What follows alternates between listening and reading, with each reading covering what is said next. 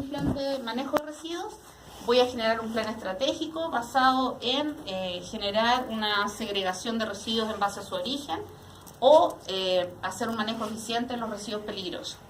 ¿Ya? Eso es como en ese punto. Determinar el alcance, ya lo mencionamos, en el fondo delimitar qué es lo que quiero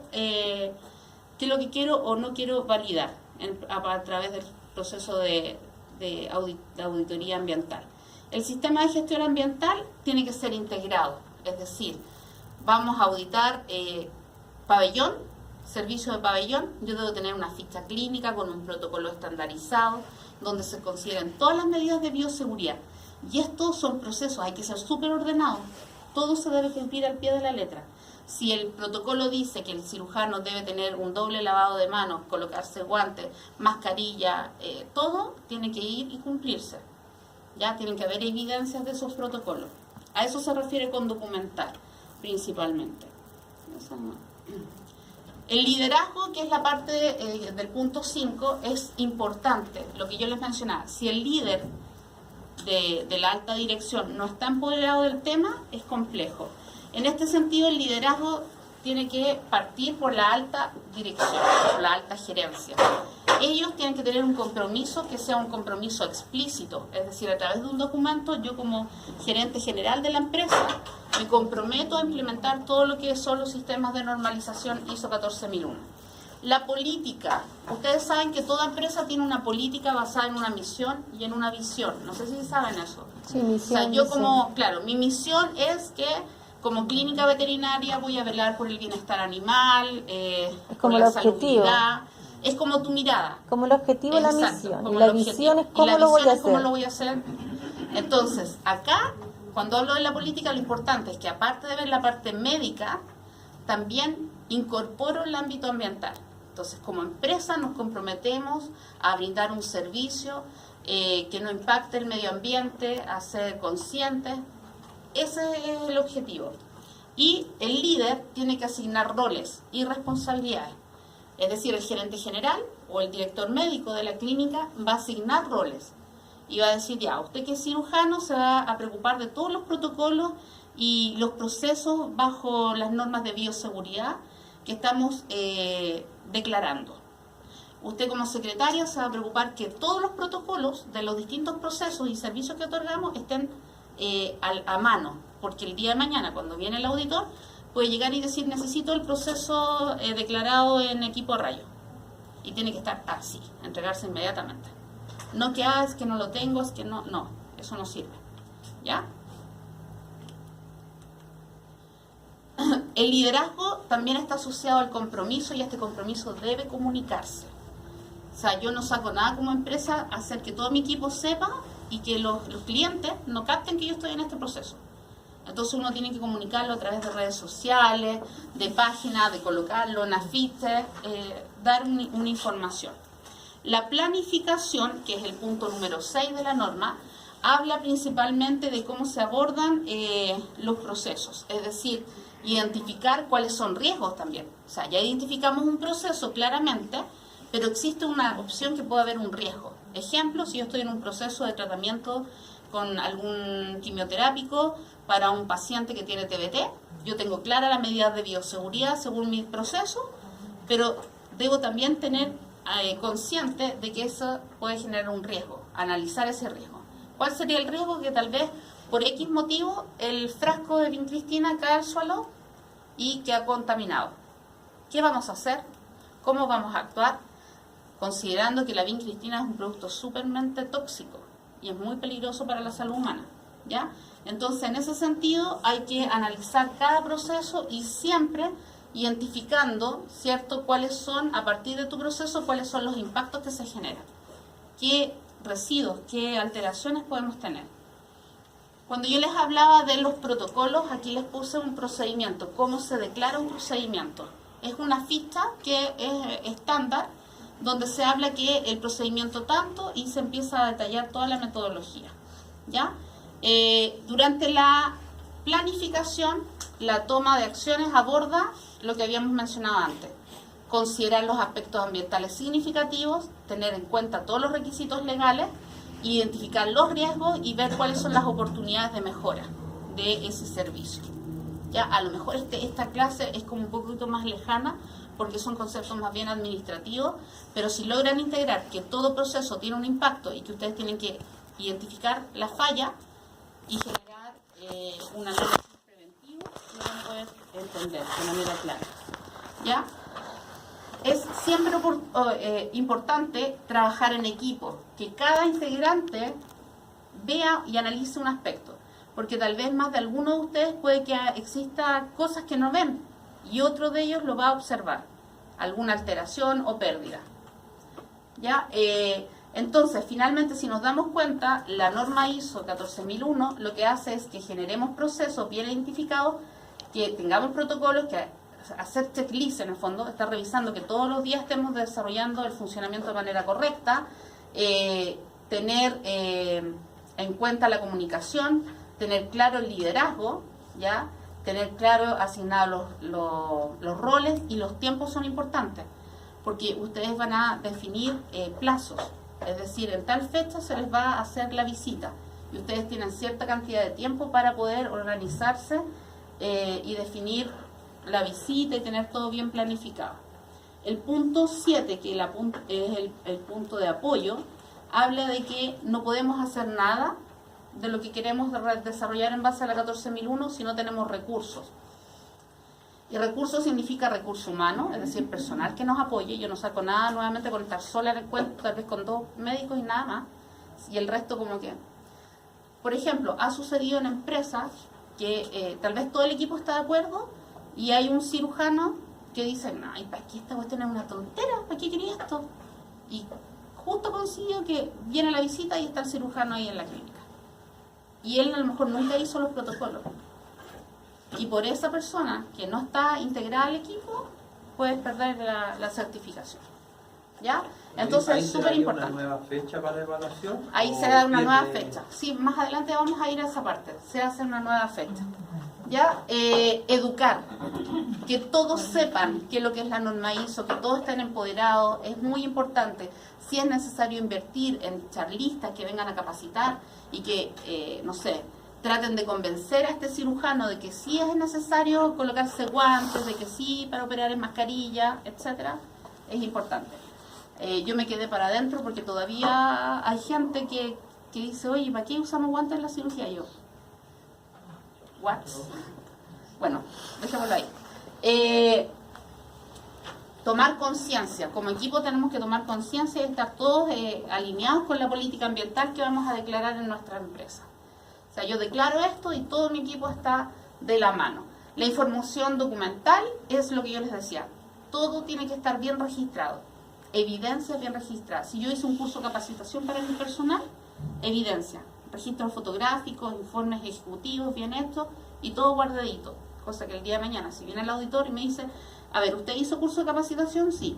¿Me puede mostrar la evidencia? Ni un problema. Usted tiene a la mano todo. Eso es vital.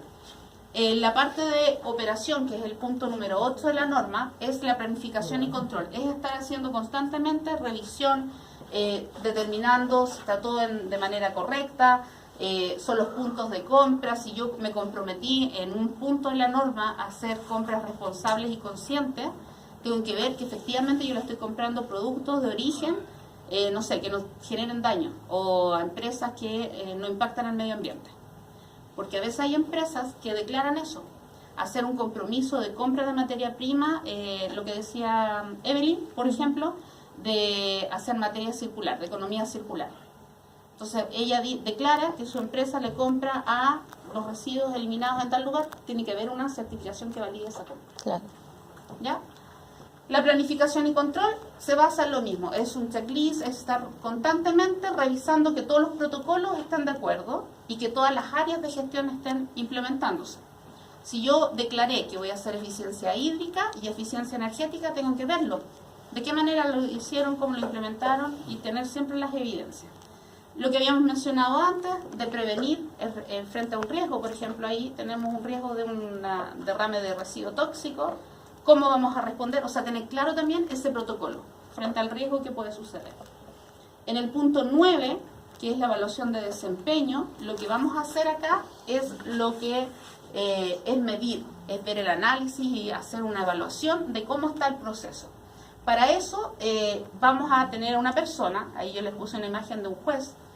En el fondo aquí hay dos procesos de evaluación de desempeño. Un proceso interno, que es una auditoría interna.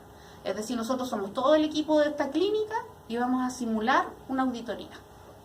Entonces yo para eso, como líder de esta empresa, mandé a Sandra, por ejemplo, a hacer un curso de auditor interno, a Bureau Veritas, que es la empresa con la que estamos trabajando, estamos simulando. Ella se capacitó y ella es una pseudo auditora, o sea, ella sabe qué es lo que va a hacer un auditor verdadero.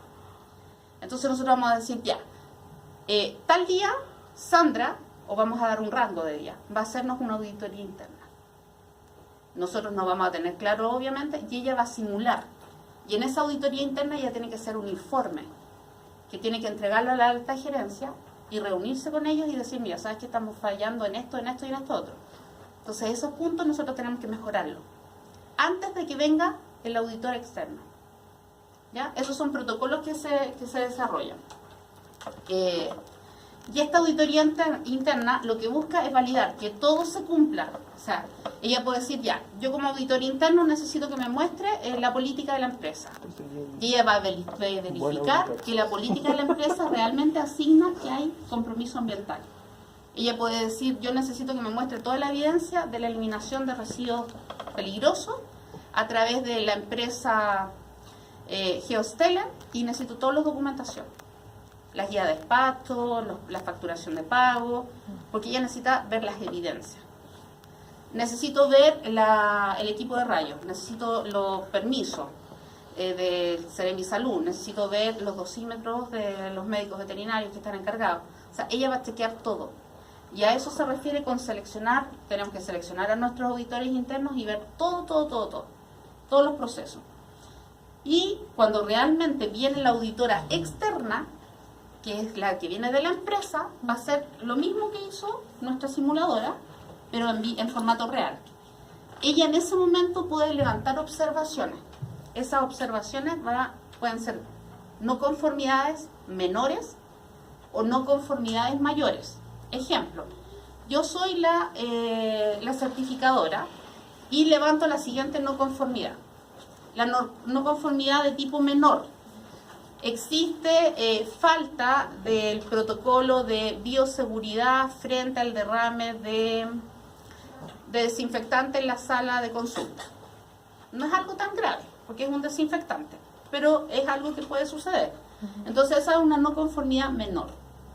Pero puedo levantar una no conformidad mayor al decir que bajo la observación de la conducta del auxiliar de la clínica, se observa que ésta manifiesta en su declaración no contar con insumos de bioseguridad al momento de generar limpieza de residuos hospitalarios. ¿Se entiende? Sí. Y eso es grave, porque puede ser que exista una enfermedad, por ejemplo una brucelosis, donde la señora manipula las orinas o residuos del animal sin medidas de bioseguridad. Y esa es una no conformidad mayor, es algo grave. Yo como certificadora de la empresa le voy a decir a esta clínica que tienen un mes para levantar las no conformidades. Al mes yo vuelvo a ir y a visitar. ¿Qué es lo que hace la empresa en ese mes? Viene la mejora, que es el punto número 10 de la norma. Es decir, la empresa dice, oye, la certificadora nos levantó estas no conformidades, por lo tanto tenemos que ponernos de acuerdo y ver cómo vamos a mejorar esto, cómo vamos a corregir esta no conformidad. Y ahí viene el plan de mejora. O sea, yo voy a implementar tal y tal y tal y tal estrategia para disminuir los impactos. ¿Ya? Las mejoras son correctivas, son acciones correctivas. Existen, ojo, que existen algunas acciones correctivas que pueden demorarse más de un mes. En algunas empresas, estoy hablando de otro tipo de empresas generalmente, donde, no sé, conseguir una máquina tal vez al extranjero se va a demorar en importarla, si es una empresa del área metal. Entonces ahí la auditoría quedaría en stand-by producto de eso. ¿Ya? La mejora es constante, es continua, siempre tenemos que ir viendo mejoras en el tiempo. Porque esta auditoría de esta ISO 14001 no va a ser una vez en la vida. Esto es constante. Yo entro en este círculo de las ISO y me tengo que estar revalidando. ¿Cada cuánto tiempo? Cada vez que se actualiza cada vez que se actualiza. No, de repente son cada 2 años, cada 1 año, depende del rubro de la empresa. ¿Ya? Y EMAS. EMAS es otra metodología que existe de certificación, que también es de origen europeo. Esta es mucho más acotada, es más que nada orientada a acciones de la empresa, no vela por las normativas que se cumplen 100%. Esas son como las diferencias. Es más básica. Voy a mostrarles un video. A ver si está por aquí. Video clase 10.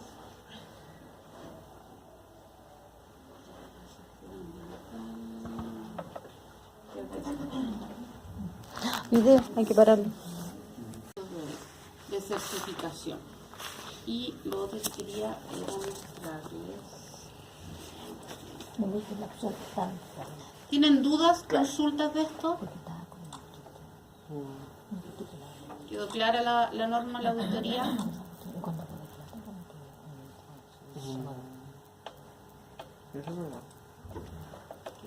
Pero era como muy plano. Ahora, respecto a cómo nosotros como país abordamos el tema ambiental, está dado en la ley 19.300, que es la ley de bases generales del medio ambiente. Es decir, cómo nuestro país toma conciencia de que estos procesos deben ser evaluados normativamente. Si ustedes hacemos un repaso en cuanto a lo que es la conciencia respecto al medio ambiente a nivel global, nos damos cuenta que en el año 1972 se genera la primera conferencia de Naciones Unidas sobre el medio ambiente, donde se empieza a abordar el tema. Es decir, en estas conferencias que son multiglobales, donde hay líderes de distintos países, empezaron ya el año 72, que también en esa época hubo un movimiento de ecologistas relacionados a que estábamos generando una destrucción masiva del entorno. Luego, el año 79, ¿cierto?, se desarrolla un seminario donde se abordan estilos de vida, se empieza a hacer análisis de América Latina respecto a cómo está desarrollando ella sus procesos y cómo está impactando al ambiente. Y no fue hasta el año 1987 cuando se genera una conferencia y se habla de la Comisión Brundtland, que fue una investigación acuciosa de muchos científicos donde declaran y dejan en evidencia la gravedad del problema, de que estamos como seres humanos ya en esa época generando un daño enorme de nuestro ecosistema. El año 92 se genera la primera cumbre que ya da un trabajo y da herramientas efectivas, ¿ya? En Río de Janeiro, en el año 92, en esta cumbre donde estaba Chile también presente en la delegación, se generan varios instrumentos. Uno de ellos es la Carta de la Tierra. No sé si habían escuchado hablar de este documento. Esta Carta de la Tierra ya en el año 92 declara 27 principios básicos. Y dentro de esos principios básicos cabe destacar, por ejemplo, el bienestar de la humanidad y proteger la paz mundial y contra la pobreza. Les quiero dejar eso, porque todo lo que es ambiente no solamente se refiere al ecosistema. Tenemos que tener una mirada mucho más amigable y asociarlo al aspecto humano. ¿Qué quiero darles con eso? Que ustedes estamos dentro del rango de gente afortunada en nuestro país, que tiene acceso a la educación, que tiene acceso a baño, que tiene acceso a agua día a día, y que depende de nosotros también la dignidad que le damos a este sector. Más adelante les voy a mostrar un video que igual es de alto impacto en el sentido de cómo se dan los vertederos y cómo la gente más pobre va a ellos. ¿Ya? El otro objetivo que sale de esta cumbre del 92 es la Agenda 21, que es una agenda que se trabaja a nivel mundial, nacional y local. Incluso los municipios hoy día tienen una Agenda 21 que es cómo ellos van a delimitar una estrategia de trabajo en base a preservar la conservación y la biodiversidad. El otro objetivo que se logra determinar a partir de esta cumbre de Río en el 92 es la Convención de Diversidad Biológica, donde se tiene como lógica y objetivo que todo el planeta va a apoyar a conservar la biodiversidad de los ecosistemas e incluso países que son ricos deberán apoyar a los países más pobres con investigadores, con insumos científicos para poder determinar y proteger las especies. Y es así como bajo este concepto nos damos cuenta que en nuestro país los primeros proyectos y estudios de conservación son dados bajo esta estrategia. Si ustedes buscan, se van a dar cuenta que todos los estudios de conservación de los años 90, por ejemplo, están muy correlacionados con investigadores que vienen a nuestro país, desde el extranjero, de Reino Unido, de Canadá, muchos de ellos. Otro convenio que genera proteger el medio ambiente es el protocolo de Kioto. Este ya funó, por así decirlo en simples palabras. Era un protocolo y un acuerdo que al año 2012 se generaba una disminución de los gases de efecto invernadero en un 5,2. Este protocolo fue súper bullicioso porque Japón y China se salieron del protocolo. Lamentablemente, en estas convenciones los protocolos son acuerdos de buenas palabras, no son acuerdos sancionables. ¿Ya? ¿Cómo está el aspecto nuestro a nivel del país? Chile hasta el año 90 más o menos no contaba con legislación en temas ambientales. Si ustedes echan así su memoria hacia atrás, se van a dar cuenta que nosotros no sabíamos de los impactos, no había como una conciencia. Eso generó obviamente que no se contemplaban entidades fiscalizadoras ni ministerios, no existían políticas y se estaba generando un daño y un deterioro en el medio ambiente importante. No fue hasta el año 90 que a través de un decreto presidencial se crea la CONAMA. ¿Habían escuchado esa sigla? Sí. La CONAMA hoy en día pasa a ser lo que es el Ministerio de Medio Ambiente, pero en aquella oportunidad era una comisión solamente, una comisión nacional que tenía que velar por el medio ambiente. Entonces, el problema era que esta CONAMA no tenía la capacidad de fiscalización. Claro. O sea, ellos decían, no se debe hacer esto, pero ¿cómo te multo si no tengo el poder legislativo que me autoriza a fiscalizarlo? ¿Ya? Esta CONAMA, el año 90 fue creada, y entonces esta gente que trabajaba empezó a desarrollar distintos proyectos, y el año 93, 3 años después, ¿cierto?, a través de un instructivo presidencial, se generan las primeras herramientas. Se da a conocer en el 94 la ley 19.300, que es la que estamos viendo, que es creada por la CONAMA y que tiene 6 puntos principalmente, donde destaco en letra mayúscula el proyecto de sistemas de evaluación de impacto ambiental, porque ellos generan un estándar y dicen que todos los proyectos de aquí en adelante tienen que ser validados bajo estos estudios de impacto ambiental. También ellos promueven la participación ciudadana, pero en la década de los 90 no había mucha participación, la gente no estaba tan empoderada. Hoy día sí. Hoy día vemos que gente se opone a empresas porque se dan cuenta que están contaminando. Ellos establecen en aquella época normas de calidad ambiental, preservación de la naturaleza y conservación ambiental, normas de emisión. Y lo más importante que en esta época es cuando empiezan los planes de contaminación ambiental.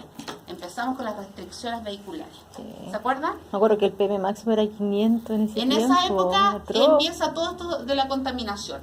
Y el último punto de esta norma habla de la educación ambiental, que lamentablemente en aquella época, la década de los 90, educación ambiental no había casi nada. Simplemente algunas entidades como la CODEF, por ejemplo, desarrollaba un poco de educación ambiental. Existía mucho tráfico de especies ya en esa época y la educación era muy esporádica. Les coloqué esta imagen porque en el año 2007, para que vean que uno no es ni de aquí ni de allá, tenemos 2 representantes de nuestro país, Piñera y Bachelet, quienes reciben, ¿cierto?, en Casa Piedra a Al Gore, no sé si lo ubican, fue candidato presidencial a Estados Unidos. Él ha hecho 2 documentales asociados a impactos ambientales y se habla ya del cambio climático en el 2007. Ya se está proyectando, se está educando que es necesario generar más conciencia. ¿Ya? Pregunta clave, la política ambiental chilena, ¿qué apunta, qué aborda? Tiene 3 ejes principales. El primer eje que dice esta política es prevenir, evitar y limpiar la contaminación para proteger la vida humana y ecosistémica. ¿Ya? Esa es como la primera norma. La segunda norma dice gestionar sustentablemente los recursos naturales, asegurar tasas de extracción. Si Esto lo llevan al conflicto que hay hoy en día. Ustedes han escuchado el conflicto de pesca por arrastre. Ese proyecto que se aprobó viola, por así decirlo, y transgrede esta norma. Sí. Y por eso es el conflicto que sigue. Porque estaría en contra de lo que es la política, principalmente. Y por último, tenemos el tercer punto que dice conservar ecosistemas y recursos de valores culturales. En la primera clase de nuestra asignatura yo les hablé que había ecología cultural. Sí. Y hablamos de patrimonio, y ahí tienen un MOAI. Es decir, tenemos que proteger nuestros patrimonios. ¿Ya? La sustentabilidad, volvemos a retomarla, es el eje y el equilibrio entre el aspecto económico, el medio ambiente y el aspecto social. Es decir, ambas, o sea, las tres deben estar en equilibrio. ¿De qué nos damos cuenta? De que existe una institucionalidad que es incoherente, o sea, dice una cosa pero hace otra, lamentablemente, de que hay una visión del libre mercado. Los ministerios son súper sectoriales. El Ministerio de Medio Ambiente se dedica a medio ambiente, y el Ministerio de Educación, pero no se fusionan entre ellos. Debiera haber fusión entre los ministerios. No existe una institucionalidad territorial. Es decir, lamentablemente cuando escuchamos a la gente de regiones que dice es que Santiago es Chile, tienen razón, porque no está generándose la normativa, la fiscalización en las regiones como debiera hacerse de manera acuciosa. Y hay inconsistencia un poco en el tiempo. De hecho, esto conlleva que nos demos cuenta de los conflictos ambientales que han sucedido en nuestro país. Conflictos Selco, Itata, Pascualama, Humedal Batuco, las infraestructuras viales generaron grandes impactos, fragmentaron muchos territorios. La ENAP, nos damos cuenta que han habido de manera reiterativa derrames de petróleo y no hay mucha bioseguridad ni alarma, ¿ya? Y lo que les comentaba, que lamentablemente todos estos conflictos ambientales a quienes repercuten principalmente a los más pobres, ¿ya? Que da pena. Reflexiones. Se requiere de hacer transformaciones políticas, por eso es que se necesita más participación ciudadana. El Estado hoy en día, para crear un proyecto o una norma, genera herramientas para que la ciudadanía pueda intervenir. Ejemplo, en enero de este año se puso en el Ministerio de Medio Ambiente una participación ciudadana para ver cuál era la opinión de la ciudadanía respecto a la Política Nacional de Educación Ambiental para la Sustentabilidad. Estuvo abierta la ventana como un mes. En ese mes se recibieron 1000 observaciones. A esas 1000 observaciones el Ministerio debe dar respuesta a cada una de las observaciones. Y todo eso debe ser transparente. Entonces ahí tenemos una herramienta que nosotros tenemos como poder acceder a ella, ¿ya? Y obviamente se requieren de futuros profesionales con esta conciencia y aspectos. Nos damos cuenta que a nivel nacional tenemos diversos problemas, como también se reflejan a nivel mundial, la contaminación atmosférica. Hoy día venía por la autopista hacia acá y no sé si se dieron cuenta, pero se notaba como todo oscurito, sí, incluso hacia la costa, o sea, considerando que la vaguada costera debiera arrastrar los sedimentos hacia acá, hacia Santiago, pero todo el borde yo lo vi oscuro, así como seguramente muchas chimeneas. Esto involucra, no solo afecta a las personas, a los animales, sino también al patrimonio cultural. La lluvia ácida carcome, ¿cierto?, estos patrimonios. Ustedes han visto de repente en zonas costeras los autos que se oxidan más. Bueno, eso parte por la salinidad también, pero también hay un efecto corrosivo por lluvia ácida. Los derrames de petróleo, que ya lo hemos mencionado. Hoy en día existen empresas que se han dedicado a generar distintos tipos de absorción, ¿cierto?, para el petróleo. La sequía, los desastres de contaminación, la pérdida de especies, que cada vez es más progresiva, y lo hemos visto. La contaminación, no solo existe contaminación lumínica, como la que está ahí, que afecta a las aves migratorias o a las aves nocturnas. También esta contaminación lumínica puede afectar a las personas. Si yo vivo en un departamento donde en el edificio al frente colocan una pantalla LED que está toda la noche ahí anunciando imágenes, yo voy a tener trastorno del sueño, ¿ya? La contaminación acústica, ¿cuántos de ustedes han estado en el Paseo Humada y han tratado de conversar estando a medio metro de la otra persona y no se entiende nada? Y la contaminación radioactiva, que es la más importante, y para ustedes que van a estar expuestos tal vez a radiaciones ionizantes, con equipos de radio tienen que tener ojo, porque también genera un efecto dañino. Entonces, ¿para qué es importante que yo tenga conciencia de los impactos ambientales? Porque, nuevamente, tengo que tener claro que todo trabajo que yo tenga a nivel ambiental o profesional va a generar un proceso. Este proceso es una secuencia ordenada de distintas acciones que llevan a un fin y que yo tengo que analizar. Nuevamente, imágenes de esta clínica veterinaria. Llega un paciente a la consulta, está en la antesala, un perro con gastroenteritis hemorrágica. ¿Cuáles son mis riesgos? 1, riesgo infeccioso, porque puede entrar un perro que esté en óptimas condiciones y viene a vacuna y se contagia. Salud pública, podría yo transmitirme alguna enfermedad, o un daño ambiental, porque yo puedo limpiar esto y botar todos esos residuos a la basura domiciliaria. En el laboratorio, ¿cierto?, hacemos el test serológico para determinar si era o no era parvovirus, y el residuo lo boto afuerita en la basura y no lo elimino de manera correcta en contenedores como debe hacerse. Tenemos esa imagen, ¿cierto? Por lo tanto, nuevamente, es importante que todo proceso tenga un análisis exhausto y que yo determine cuáles son las entradas para un proceso, cuál es el proceso y cuáles son sus salidas, cuáles serían los impactos. Por eso es importante que los veterinarios en las distintas áreas de trabajo desarrollen un proceso de flujograma. ¿Cuántos de ustedes han estado en un matadero, por ejemplo? Ya. En el matadero nosotros vemos que hay distintos procesos. Vamos a hacerlo bien rapidito. Llegan los animales a un establo, ¿cierto?, para que estén en ayuno y reposo.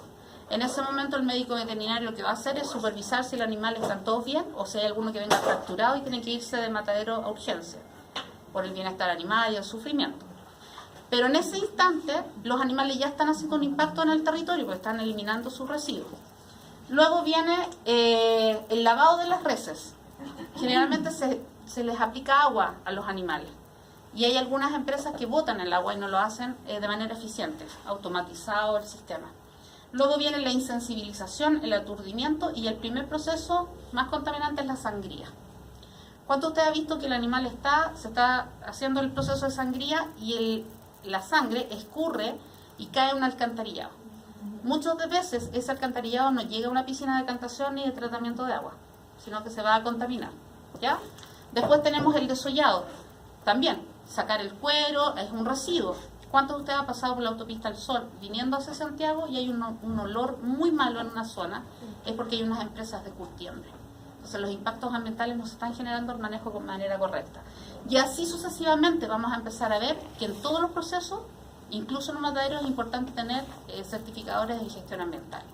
Si yo decomiso una canal porque tiene un riesgo patológico, ¿qué hago con ese residuo? ¿Lo boto a la basura, donde sé que tal vez va a venir gente pobre a buscar un trozo de carne? ¿O lo elimino de manera correcta? ¿Ya? Entonces, todos los procesos van a generar ciertos aspectos ambientales que generan este impacto. El impacto ya sea en el agua, en el aire, en el suelo o en la salud de las personas. ¿Ya? Ahí tenemos algunas imágenes de impacto. Hay muchas empresas o países, más bien grandes potencias, que están eliminando muchos residuos al fondo del mar y residuos radioactivos. Tengo una pregunta. Todo lo que usted dice... Reiteramos, y esta es pregunta de prueba, si yo les puedo pedir en la prueba solicitar un ejemplo, que aborden ustedes un ejemplo en un proceso clínico y analicen las causas y los efectos. Ustedes tienen que saber muy claramente determinar eso, ¿ya? El control ambiental también se produce, y el control ambiental son mejoras que se implementan en algunas empresas. Filtros para tratar de disminuir los productos que genera la operación de una planta.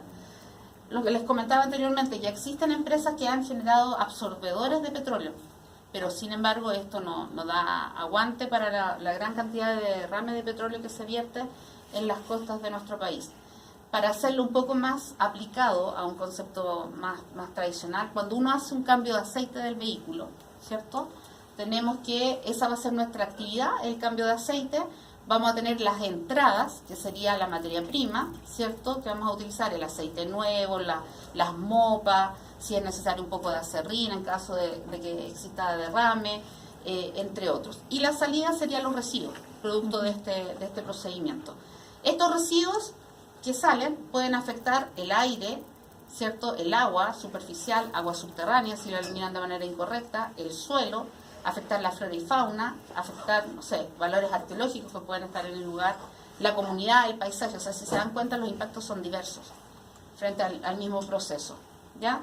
Y la contaminación, aquí está nuevamente el proceso, ¿cierto? Con su derrame principalmente del hidrocarburo y algunos metales pesados que surgen. Por lo tanto, el impacto ambiental que genera este simple proceso puede ser significativo. Si, por ejemplo, el dueño de esa empresa en el día hizo 20 autos y a 20 autos le sacó el aceite y esos 20 aceites de residuos los elimina directo al alcantarillado. Es un impacto igual importante. El impacto ambiental que genera un servicio puede ser mayor o menor. No es lo mismo que yo diga, ¿sabes que a la ENAP se le rompió una sonda y alcanzaron a eliminar 10 litros de petróleo? Que decir, a ENAP se le rompió totalmente y virtieron 1000 litros de petróleo. O sea, son distintos los impactos. Hay impactos que pueden ser positivos, como hay impactos que pueden ser negativos. Por ejemplo, si yo tengo una empresa de animales que genera, tiene con los purines, tiene un biodigestor y a la vez genera un fertilizante de alto nivel y lo entrega a la comunidad, su impacto es positivo. Claro. Porque está fertilizando el suelo. Sustentable. Y es sustentable. Sí. Ya. Ahí tenemos un impacto ambiental de tipo positivo. Pero si yo digo, esta empresa está contaminando con los purines directamente las aguas subterráneas de la comunidad, es un impacto totalmente negativo. ¿Ya? Entonces, la valoración de un impacto depende de si es positivo, si es negativo, cuánto tiempo quede, si es persistente. Yo no puedo multar a una empresa porque tal vez en 10 años, en una sola oportunidad tuvo una falla y eliminó ciertos niveles de gases al ambiente. A diferencia que si yo veo que esa empresa todos los años tiene contaminaciones ambientales y cargas altas. Tengo que ver también la recuperación. Si existen formas de disminuir, de revertirlo, de mitigar el impacto que generó. La periodicidad, que va en base a lo que estábamos conversando anteriormente, y la suma de los efectos. Si esto es sinérgico, si es continuo, o sea, hay que multarlo y sancionarlo y clausurarlo a la empresa. La extensión del impacto está muy asociada a lo que conversábamos al principio, la importancia del impacto y la fragilidad.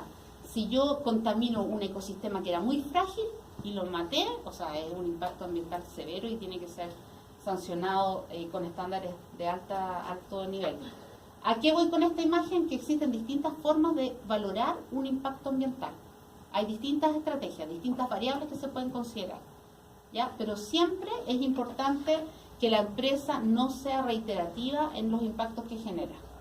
Para ello, una empresa puede tomar medidas de mitigación. ¿Han escuchado hablar de ese concepto? Mitigar el impacto es, yo voy a mitigar cuando en el fondo yo genero un impacto al ambiente, pero lo voy a tratar de mitigar, disminuir.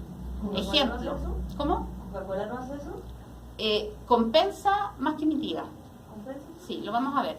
Mitigar. Ejemplo, yo empresa de producción porcina, tengo mi plantel aquí, pero resulta que yo paso por donde todos viven, ustedes tienen sus parcelas, y tenemos un camino rural común, que es polvo de tierra, y yo como empresa todos los días, en la mañana, al mediodía y en la noche y en la madrugada, paso con camiones por entre medio de sus casas, de sus parcelas.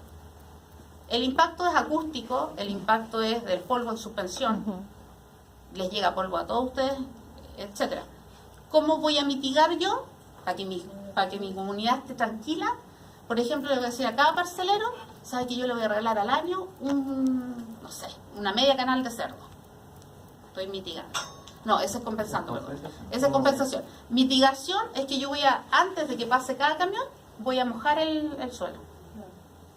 Y voy a pasar. Entonces voy a disminuir los polvos en suspensión. Ya nos estamos ahorrando, ¿ves? Ya, eso es mitigar. O voy a pavimentar el suelo. Podríamos pavimentarlo Claro, mejor. creo que por ahí vamos. La compensación de estas empresas que obviamente generaron impacto ambiental es obligatorio. Voluntario, a no ser que tú tengas un juicio en tribunales. Yo me acordé de ti ayer porque estuve en Naciplac y hablé de los proyectos de las tortugas, pero no me pescaron. Pero voy a tratar de encauzarlo, porque les comenté de que tenía el contacto con una ONG que estaba viendo lo que es tortugas marinas y ustedes como bolsa, bla, bla, bla, bla. Y la tipa quedó así como, pero voy a seguir en contacto, así que si sale algo, te lo voy a decir. El tema de la prevención es obviamente que la empresa previene, es decir, busca medidas que busquen prevenir los impactos. Ejemplo, yo tengo una empresa que tiene una caldera y que está eliminando micropartículas contaminantes, yo voy a prevenir generando aplicación de filtros en la caldera para prevenir que salgan esos contaminantes al ambiente. Y la compensación es como, por ejemplo, yo sé que el plástico es pésimo, por lo tanto te voy a compensar a través de una ONG, que debería ser, y darle muchas lucas a ella para que haga arte investigación y tenga un centro de conservación, etcétera. O yo voy a compensar porque yo soy una forestal y voy a plantar bosque nativo en otro lugar. Esas son las compensaciones. O yo sé que estoy dañando a la comunidad, pero yo lo voy a compensar, soy una alta minera y voy a colocar la escuela más top con computadores, energía solar, a las comunidades indígenas que están en el norte. Pero no voy a dejar de hacer la labor que hago siempre.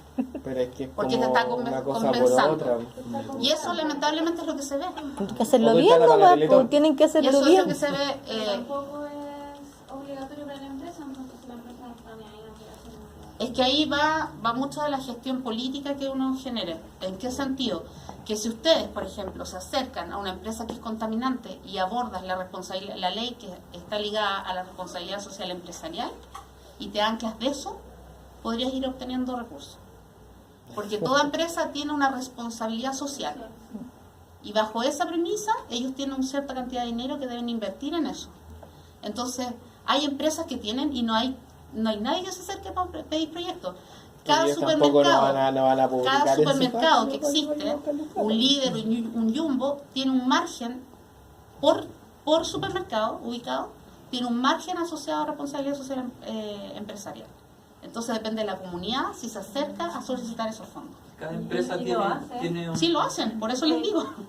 Mi abuela, bueno, la gente que está ahí, Y buscar aliados estratégicos, locales y empresas que tengan que hacer eso. El lobby político, ese es el lobby político que hay que hacer. Pero para Si eso me tiene que ser resulta una algo, yo te voy a organización. contactar con la persona.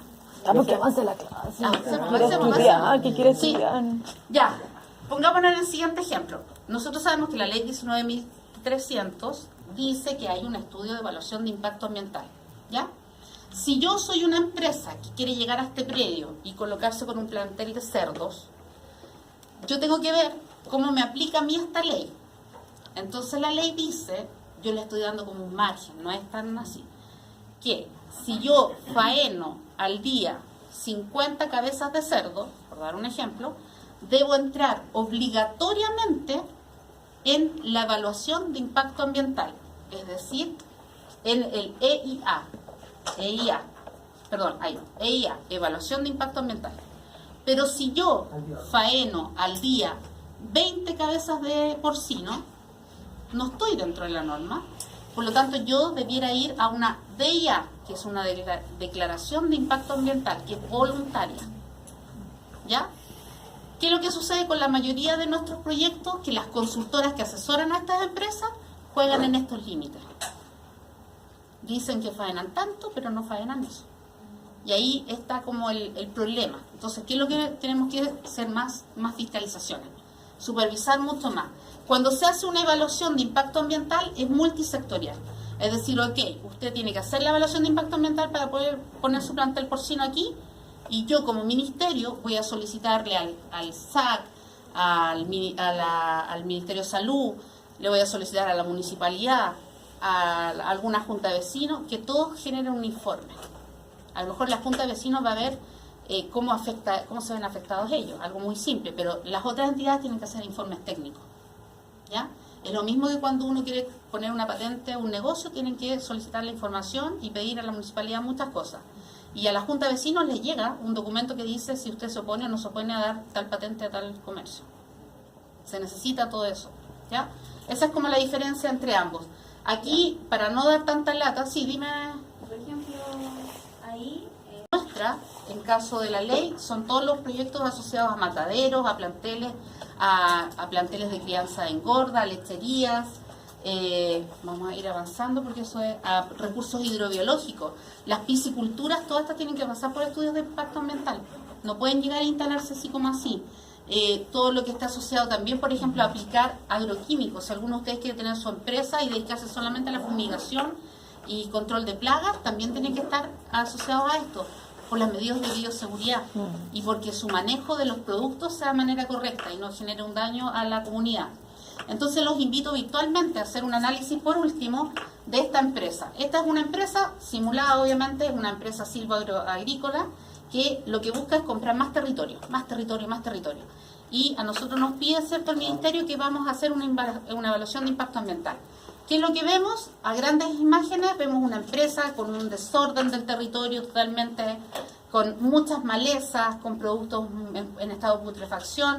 Mientras hicimos la inspección nos dimos cuenta que habían residuos de pesticidas y plaguicidas botados en un estero de agua, que justo estaban haciendo un proceso de fumigación tal vez, y que los operarios andaban sin material de bioseguridad, que todos los residuos estaban eliminados de manera clandestina, que había contaminación con los purines en agua, que los animales no tenían bienestar animal, que los cadáveres de porcinos estaban botados a menos de 2 metros de donde está la criancera, y que había muchos residuos de jeringas y cortopunzantes en el lugar. Pregunta. Adelante. Pregunta. Se me adelante mucho. Pregunta. Como médico veterinario, ¿qué opinarían si ustedes son los que tienen que hacer el informe técnico? Yo Rechazado. ofrecería una asesoría. Rechazado. Ya, una asesoría, pero rechazamos, Sí. Sí, ¿cierto? rechazado, pero no ofrezco una asesoría para ganarme el proyecto. Ya, ¿estamos bien? Todos estamos de acuerdo que está pésimo. Por lo tanto, hay que asesorarlo, hay que hacer plan de mejora. No le vamos a dar permiso para que siga No, comprando pues, terreno ni puede ser nada por que el estilo. asesorarlo. Ok, vamos, son muy buenos médicos veterinarios, porque decidieron bien. Pero ¿quién, por ejemplo, Tiene mirada, asumamos que estamos en una empresa de control de plaga? Aquí hay muchas, Hay que sacarle hay el muchas que no están certificadas. Sí. Yo lo ¿Quién asesoro. puede fiscalizar a ¿Quieren esas hacer empresas? O sea, ¿quién es la entidad? ¿Está la persona bancaria? Es el Ministerio de Salud, y hay un decreto supremo que es el 157 y el 158 que velan por la aplicación de plaguicidas y todo lo que es fumigación. Y tú, Hay muchas personas que incluso pueden emprender haciendo una empresa de control de plagas, Sí. pero no están certificados por los productos ni nada de eso, que no tengan impacto ambiental. de hecho, esa es un área que ustedes pueden explotar y que está súper poco explotada al día de hoy.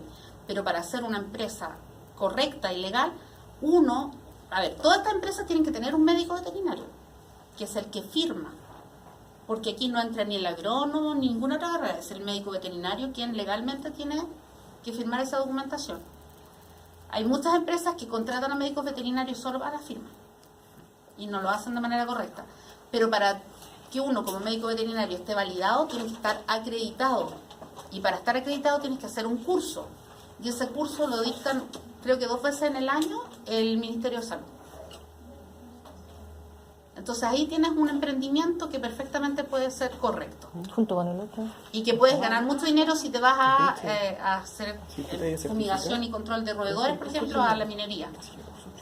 O a los colegios, o a las empresas. Trabajé en una empresa de control de plagas, que es como la más grande. Sí, por la del ratoncito, Y ellos trabajan con la 14.000. con la 14.001. Es la única. Después está Ecolab, que es otra empresa más grande. ¿Y sabes por qué es eso? ¿Y si tú presentas? Porque así ellos pueden llegar a empresas multinacionales. A la minería, profesionales. Eso es lo que te digo. O a las grandes industrias. Y ellos utilizan cajas Come de me seguridad gusta. para los ratones y todo eso, porque el típico tubo de PVC más el cebo es súper peligroso. Sobre Claro. todo si hay animales de por medio. ¿No? Exacto. Entonces ellos como que usan tecnología también. Entonces tú diste en el clavo. Con la 14.001 ellos se distinguen del resto de las empresas y ellos pueden acceder a empresas grandes, multinacionales, que tienen estándares de calidad y de sustentabilidad que a ellos les exigen. Por lo tanto, ellos van a buscar una empresa que tenga ese servicio. ¿Te das cuenta? Pero también hay muchas otras empresas que se compraba que trabajaban como ABC y otras más. Sí, hay muchos. Que tienen certificación. Y hay empresas que, no voy a dar los nombres, pero que tienen a un veterinario que va y firma documentos. ¿Ya? Le pagan muy A nivel de empresa lechería, hemos visto ya los impactos ambientales, puede que la prueba salga por ahí. ¿Cuál sería el impacto ambiental? Los purines, hay un manejo ineficiente del recurso hídrico. Podríamos mejorar, obviamente, si generamos lombricultura, aplicamos biodigestores, hacemos un uso eficiente de las tenereras, ¿cierto? Con energía, si hacemos un buen manejo de los cadáveres con cal, como corresponde, Si eliminamos y de manera correcta todo lo que es plaguicida, si controlamos los vectores en el predio, si hacemos seguridad laboral y ocupacional para nuestros trabajadores, si los educamos en la prevención y el riesgo de enfermedades, entonces, ¿dónde vamos a estar? ¿En este lugar o en este otro? Depende solamente de cada uno de nosotros. Un chanchito. ¿Ya? Mira, con platita. Hicimos la clase. Bien.